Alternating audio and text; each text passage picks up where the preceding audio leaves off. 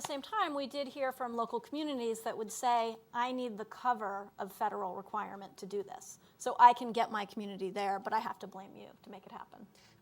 So I look think eminently blamable. So there you go. So I think that's an interesting question.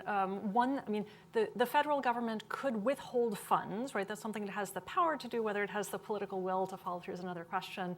And that's a punitive kind of action. But Marion, you're suggesting that also the federal government, by potentially even by having standards or guidelines, even if they're not attached to direct dollars, could also be nudging local governments in a direction that maybe they want to go. There may be some mayors and city councilors who want to move in this direction, but they're sensitive to the fact that they have to run for re-election. This could be a way of saying, well, HUD says this is good land use and this is good zoning, we should do this.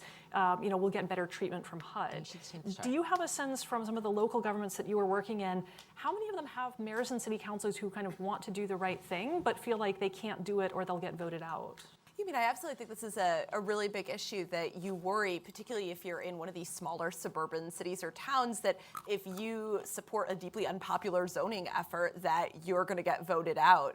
When we interviewed a lot of public officials as part of this book project, one of the things they talked about at these neighborhood meetings is people would come up to them after a meeting didn't go their way and say, I'm going to vote you out of office. I'm going to take you out of your job. And so I think having that cover absolutely helps. And one area where we can see this happening is actually in school budget override votes. And so oftentimes when we have school budget overrides, it's tied to state funding. A lot of these campaigns will say, you need to pass this budget override or you're going to lose $80 million in state funding. And so I think that could be a pretty persuasive tactic. And it also gives electoral officials the cover to, in the case of a budget override, to increase someone's property taxes for a few years.